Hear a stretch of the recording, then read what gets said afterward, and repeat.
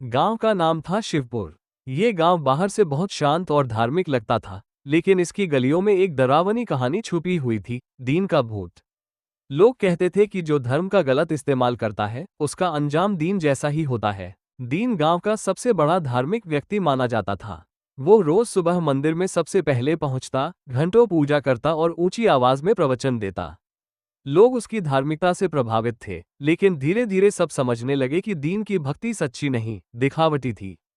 वो हर अच्छे काम का ढिंढोरा पीटता और दूसरों को नीचा दिखाता। दीन गरीबों को दान तो देता था, लेकिन सबके सामने। अगर कोई उसका नाम न ले तो वो मदद से मना कर देता। वो कहता, धर्म वही है जो लोगों को दिखे। उसकी इसी सोच ने उसे घमंडी बना दिया। एक रात गांव में भयानक तूफान आया। तेज बारिश और बिजली की कड़क के बीच दीन मंदिर से लौट रहा था। रास्ते में पीपल के पुराने पेड़ के पास अचानक बिजली गिरी और दीन जमीन पर गिर पड़ा।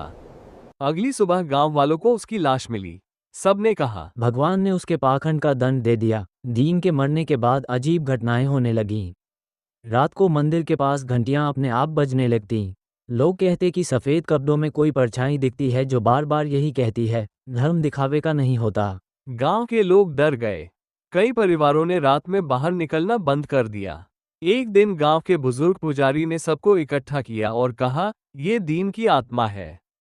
इसे शांति तभी मिलेगी जब हम सच्चे मन से धर्म अपनाएंगे।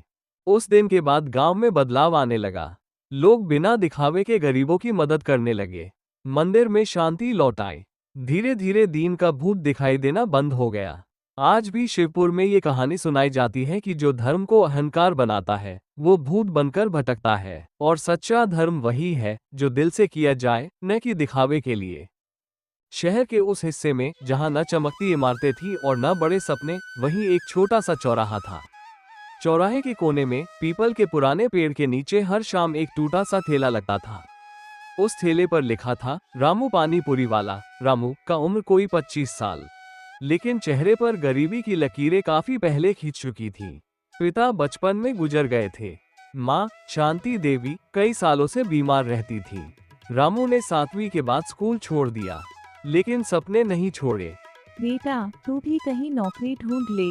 माँ, जब तक हाथ चलते हैं किसी के आगे हाथ नहीं फैलाऊंगा। हर दिन सुबह 4 बजे, जब शहर सो रहा होता, रामू जाग चुका होता। वह ठंडे पानी से मुंह धोता, माँ के पैर छूता और काम में लग जाता। आलू उबालना, चना तैयार करना, पुदीना धनिया पीसना और सबसे खास खट्टा मीठा पानी। कई बार पेट खाली रहता, लेकिन पानी पूरी का स्वाद कभी फीका नहीं होता, क्योंकि रामू जानता था गरीबी मजबूरी है, लेकिन बेईमानी नहीं। शाम होते ही वो ठेला चौराहे पर लगाता। बच्चे आते, मजदूर आते, कॉलेज के लड़के लड़कियां आते। भैया, एक प्लेट एक्स्ट्रा पानी देना। रामू हंसते हुए, पानी का क्या है भाई, दिल से पियो। कुछ लोग पैसे पूरे नहीं देते, कुछ उधार मांगते। रामू कभी मना नहीं करता। पास के ठेले वाले अक्सर ताना मारते, अरे रामू, इतनी ईमानदारी दिखा के क्या मिलेगा? शायद देर से, लेकिन सुकून जरूर मिलेगा। कुछ लोग कहते, पानी पूरी बेचकर कौन अमीर बना है? रामू चुप रहता। एक दिन एक अमीर आदमी आया। महंगी घड़ी, साफ कपड़े, रुतबा साफ झलक रहा था। उसने पानी पूरी खाए। बहुत स्वाद है। खाने के बाद बोला, पैसे बाद में देता हूँ। रामू ने सिर हिला दिया। वो आदमी चला गया और लौटकर नहीं आया। सब हंसने लगे। देखा, ठग लिया तुझे। रामू ने थैला समेटा, माँ के पास गया और चुपचाप बैठ गया। 3 दिन बाद वही आदमी फिर आया। इस बार गाड़ी से उतरा। लोग हैरान। वो सीधे रामू के पास आया। मुझे पहचाना? जी साहब। आदमी बोला, मैंने पैसे जानबूझकर नहीं दिए थे, भीड़ संग। मैं देखना चाहता था कि तुम गुस्सा करोगे या धैर्य रखोगे। फिर उसने एक लिफाफा निकाला। उसमें थे 50,000 रुपये। वो आदमी बोला, मैं होटल का मालिक हूँ, तुम्हारे हाथ में स्वाद नहीं, ईमानदारी है। रामू रोते हुए, साहब, मैं बस पानी पूरी बनाना जानता हूँ, और वही दुनिया को चाहिए। आज उसी चौराहे पर ठेला नहीं, एक दुकान है। नाम है रामू चाट भंडार। माँ स्वस्थ है, रामू पढ़ाई भी कर रहा है, और दुकान के बाहर आज भी वही लाइन लिखी है, पहले पेट भरो, पैसे बाद में।